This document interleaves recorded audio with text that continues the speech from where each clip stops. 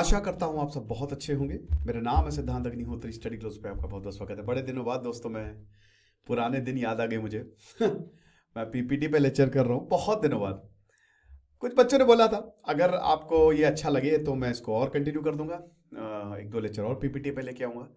But actually में इस बार मेरी मजबूरी है क्योंकि मैं कहीं ट्रैवल कर रहा हूँ। सो अगर कोई ऐसा टॉपिक आता है तो मैं इसको करता हूँ और मुझे बहुत अच्छा एडिटोरियल लगा ये। तो आज हम बात करेंगे दोस्तों फ्रीबीज की। तो ये आप भारत का मैप देख रहे हैं, है ना। बहुत ही ज़्यादा ज़रूरी है इस चीज़ को आपको समझना। ये पूरा इंडिया है। तो अब आरबीआई की एक रिपोर्ट आई है जिसमें अब वैसे तो इसमें इस ये टाइम्स ऑफ इंडिया का एडिटोरियल है जो कि चंद्रिमा बनर्जी ने लिखा है। और जो आरबीआई की रिपोर्ट आई उसमें ये बोला है कि अब बीजेपी को ना फ्रीबीज की बात करनी बंद करनी पड़ेगी। In fact it's not about BJP. मैं बहुत ज़्यादा फ्रीबीज के ये जो रेवड़ी फ्री की रेवड़ी दी जाती है इसके साथ नहीं हूं। आपको बताइएगा कि आपको क्या लगता है, मुझे कमेंट बॉक्स में जरूर बताइएगा। तो शुरुआत करेंगे। देखिए बीजेपी ने जब अपना मैनिफेस्टो बनाया तो उसमें 2017 का गुजरात असेंबली इलेक्शन की हम बात कर रहे हैं। तो उसमें बोला था कि 2 लाख फार्मर्स की जो टैक्स है, ठीक है, उसको माफ कर देंगे। जो भी लोन दिया है टैक्स, खैर किसानों पे तो टैक्स नहीं लगता इतना, लेकिन जो भी लोन है आपके पास, जो भी आपके वेवर्स, मतलब we will going to provide you waivers, जो भी आपके ड्यूज हैं, ठीक है। अब देखिए इसमें प्रॉब्लम ये थी कि आरोप लगा था कि भाई पावर चुरा रहे हैं, बिजली चुरा चुरा रहे हैं बहुत सारे लोग। उस समय नरेंद्र मोदी सरकार में, और नरेंद्र मोदी ने बोला कि हम कुछ भी ऐसा वेवर नहीं करेंगे। मतलब जब नरेंद्र मोदी जीते, डिस्पाइट उन्होंने पहले ही बोल दिया था कि हम ऐसा कोई भी वेवर नहीं देने वाले और हम कुछ भी माफ नहीं करेंगे, क्योंकि बिजली चोरी के बहुत सारे मामले आ रहे थे। इनफैक्ट 2003 से लेकर 2007 तक गुजरात इलेक्ट्रिसिटी बोर्ड ने बहुत सारे 578 केसेस पावर थेफ्ट के, जो कि लगभग 2.5 करोड़ के करीब होते हैं, वो आइडेंटिफाई किए थे। लेकिन फिर भी नरेंद्र मोदी पावर पे आ गए और नरेंद्र मोदी ने उस समय बोला था कि हम ऐसा वेवर नहीं देंगे, बिल्कुल भी वेवर नहीं देने वाले। ये नहीं चलेगा पैरेलली कि आप चोरी कर रहे हो और आपको हम वेवर दे दें।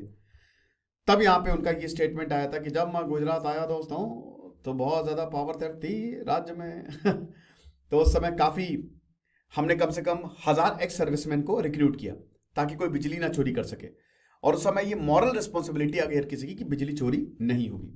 लेकिन फिर 2014 में लोकसभा का इलेक्शन आता है और वो बीजेपी के लिए डिफरेंशिएटर बन गया, ठीक है। अब यहां पे जो देखिए पॉलिटिक्स के लिए आपको सब करना पड़ता है। तो जब हम बात कर रहे थे कि कुछ फ्री नहीं मिलेगा, लेकिन अब यहां पे बात करनी पड़ी कि नहीं नहीं हम फ्री तो देंगे। 2014 में मोदी ने ये बोला कि हमारा सब्सिडी बर्डन जो है वो बहुत ज़्यादा बढ़ गया है, हम काफ़ी ज़्यादा सब्सिडीज देते हैं और हम इसको रोकेंगे, स्पेशली फूड एंड पेट्रोलियम पर जो सब्सिडीज दी जाती है। अब उसी साल आपको याद होगा कि रेलवे में टिकट प्राइसेस बढ़ाए गए थे। और टिकट प्राइसेस जब रेलवे में बढ़ाए जाएंगे तो बोला गया था कि 8,000 करोड़ के करीब सब्सिडी कम होगी। लेकिन प्रॉब्लम पता क्या हुई, इतना ज़्यादा प्रोटेस्ट हुआ, इतना ज़्यादा प्रोटेस्ट हुआ कि ये वापस लेना पड़ा। तो एक बहुत बड़ा चैलेंज है और एक चैलेंज आपके लिए भी है पॉर्न एडिक्शन का। तो ये चैलेंज हम आपका, मतलब ये जो पॉर्न एडिक्शन है ना, ये हम आपके जड़ से खत्म कर देंगे। 75 लेक्चर्स होंगे, 350 का ये कोर्स है दोस्तों। लास्ट डेट है दोस्तों कल। फटाक से अवेल करिए। 3 फेजेस में इस कोर्स को डिवाइड किया है और ये आपकी सक्सेस को डिफाइन करने वाला है। ओके, तो जरूर इसको अवेल करिए, आपको बहुत ज्यादा फायदा होगा। तो उस समय 8,000 करोड़, ये मतलब ऐसा बोला गया था कि अगर हम रेलवे में टिकट बढ़ाएंगे तो 8,000 करोड़ का फायदा होगा, तो उससे सब्सिडी का बर्डन कम होगा। लेकिन इतना प्रोटेस्ट हुआ कि वो जो फैसला वो वापस लेना पड़ा, राइट। अब देखिए बजट लैंग्वेज उसी अगले साल सॉफ्ट हो गई। बोला कि नहीं नहीं, अनुवृत्तियों की तो जरूरत है, अनुवृत्तियों की जरूरत है ताकि गरीबों का उद्धार हो सके। हमको टारगेटेड सिस्टम चाहिए, हमको सब्सिडी लीकेज कम करना पड़ेगा। सब्सिडी को नहीं हटाना है, सब्सिडी की लीकेज को। मतलब जो सब्सिडी दे रहे हैं तो 100 रुपए की मान लीजिए आप सब्सिडी दे रहे हैं। सब्सिडी आपको पता ही ना क्या होता है कि एक तरीके से इनइक्वालिटी इक्वालिटी लाने के लिए, इनइक्वालिटी को खत्म करने के लिए आप पैसा देते हो, है ना। फ्री का होता है ये, ठीक है। एग्जाम्पल के तौर पे मान लीजिए किसानों ने बहुत ज्यादा लोन लिए, अब वो नहीं चुका पा रहे, तो आप वो माफ कर दोगे। या फिर मान लीजिए कि बिजली है, अब फ्री की बिजली देनी है, तो बिजली तो फ्री की कभी आती नहीं, तो सरकार अपनी तरफ से ये पैसा दे देती है, समझ रहे हो। तो इस तरह ये बहुत सारी ऐसी जैसे अभी जो आपकी ये वाली स्कीम थी, अरे कौन सी वो, नाम भूल गया। चलो कोई नहीं। उज्ज्वला स्कीम थी, हाँ उज्ज्वला स्कीम थी, फ्री एलईडी बल्ब स्कीम थी। तो ये जितनी भी स्कीम है सरकार अपनी जेब से पैसा देती है।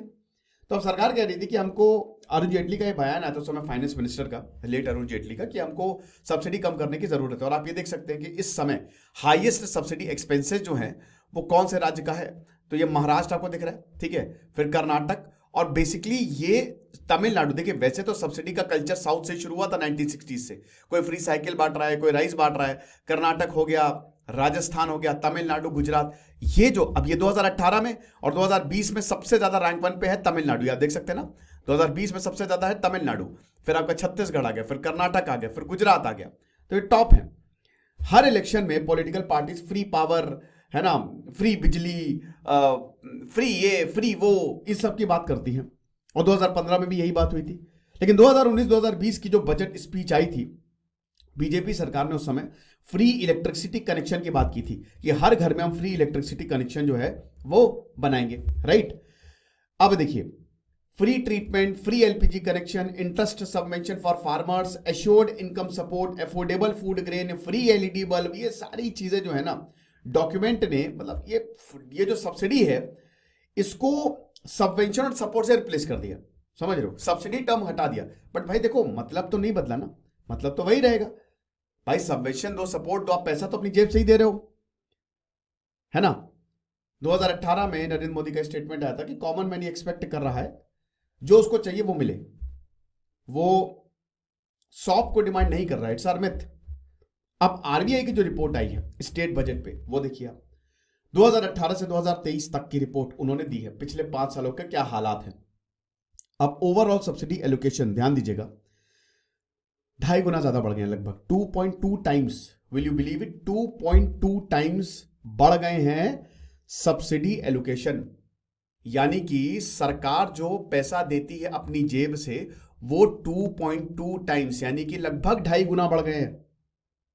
जो एवरेज एनुअल रेट था 14.4% का, मतलब 14.4% से हर साल बढ़ रहे हैं। 1,90,000 करोड़ और 2018 में था, और अभी ये 4,20,000 करोड़ पे खड़ा हुआ है, इतना ज्यादा।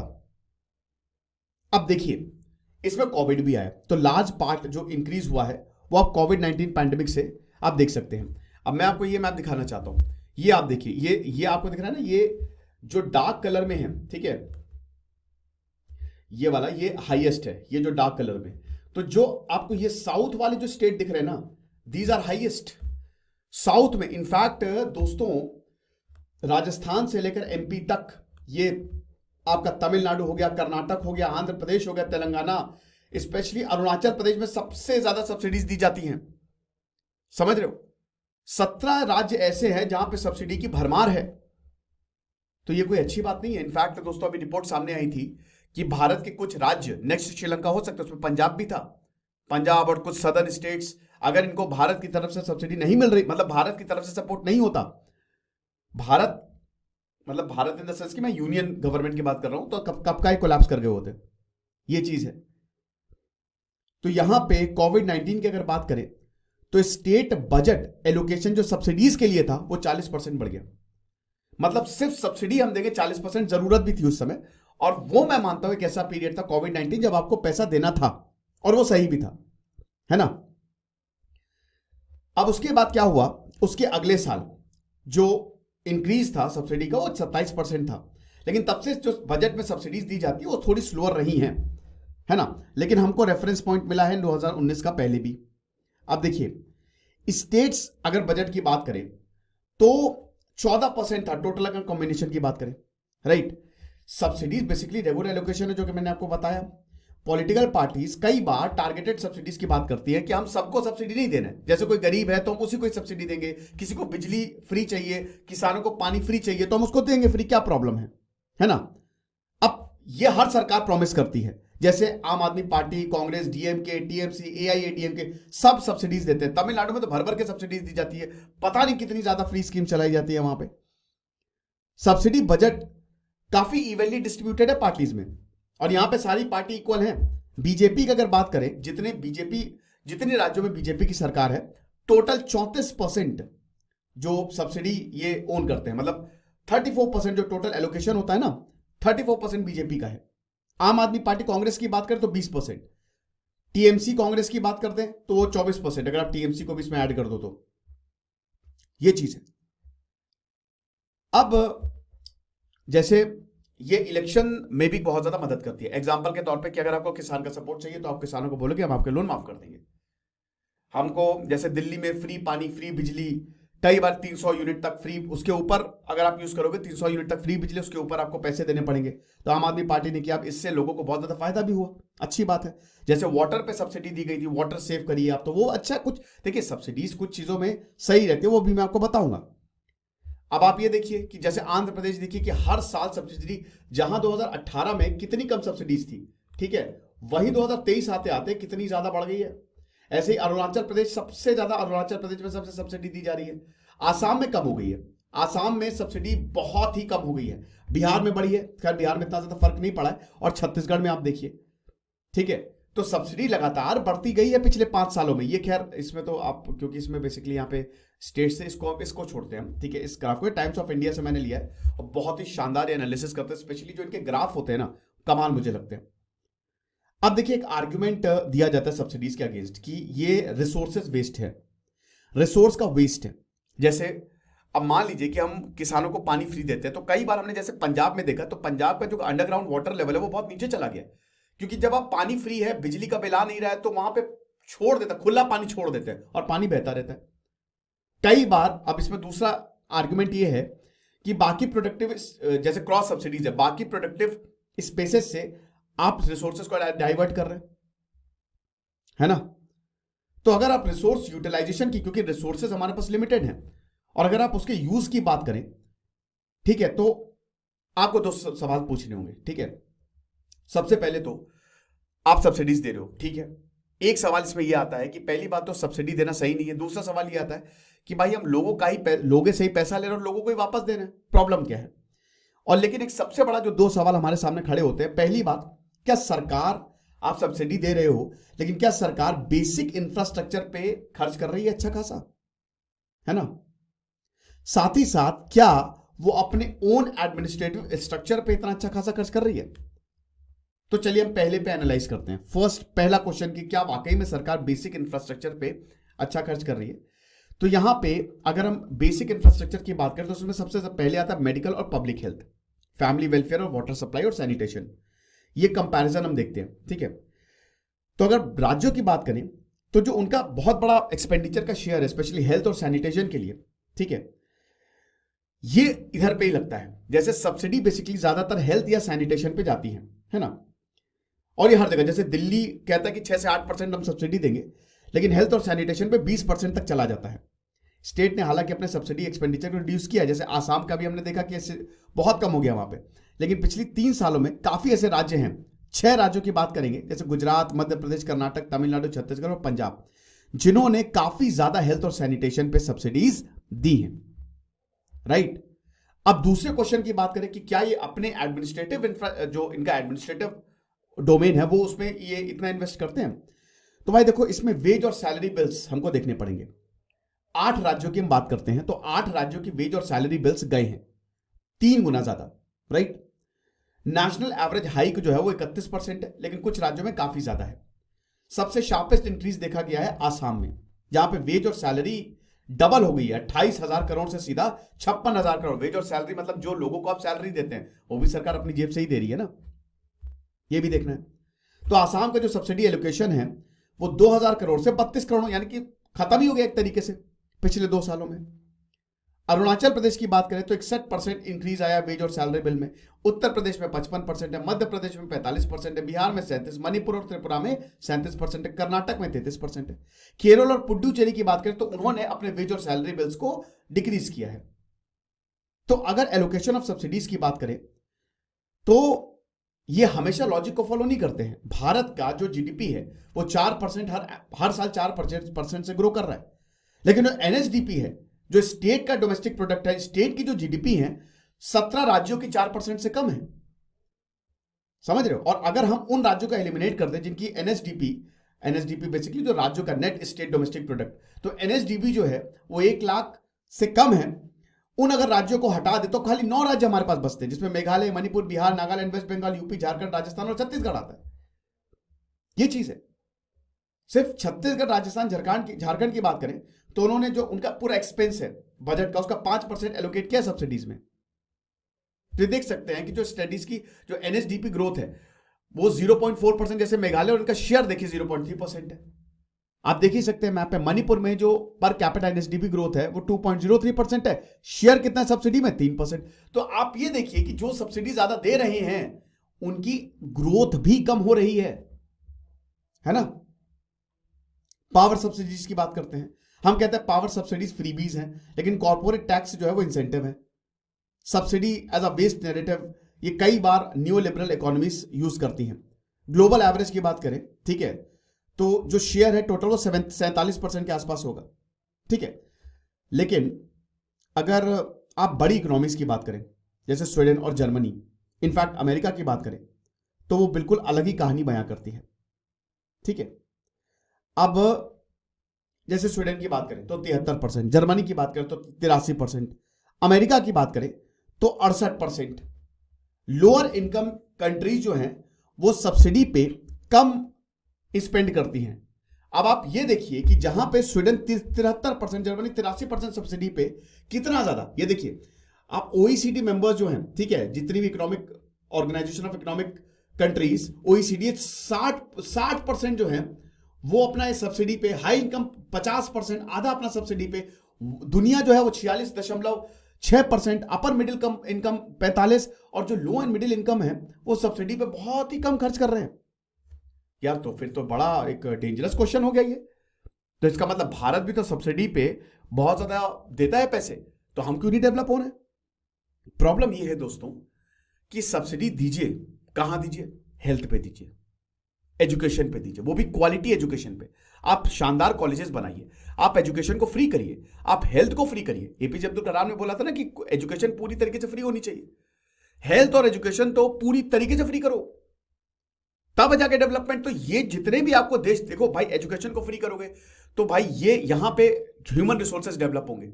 एग्जांपल के तौर पे जर्मनी में, यूरोप में एजुकेशन फ्री है तो वहां पे एल्बर्ट आइंस्टीन जैसे लोग निकलते हैं, वहां से आपको टेस्ला जैसे लोग मिलेंगे। तो एजुकेशन में बहुत अच्छा, और हेल्थ अच्छी है तो फिर इंसान अपने आप ही प्रोडक्टिव ज्यादा होगा, है ना। और एजुकेशन की बात करें तो एजुकेशन वही मैंने बताया कि अगर आप आईआईटी को मान लीजिए आप फ्री कर दें, खैर आईआईटी तो वैसे भी, लेकिन पैसा तो लगता ही, या बड़े बड़े प्राइवेट कॉलेजेस में बहुत ही कम फीस अगर हमको देनी हो, तो सोचिए कि कितने जबरदस्त लोग निकलेंगे वहां से, और अल्टीमेटली वो बाद में जाके इन्वेंशन करेंगे, वो बाद में जाके इकोनॉमी को। तो जो डेवलप्ड कंट्री है वो सब्सिडी देती हैं, लेकिन सही जगह पे देती हैं। भारत में सब्सिडी दी जाती है बट कहीं ना कहीं उन सब्सिडीज का हम प्रॉपर मैनेजमेंट नहीं करते, हम देखते नहीं कि उस पैसे के साथ क्या हो रहा है। ये दिक्कत है।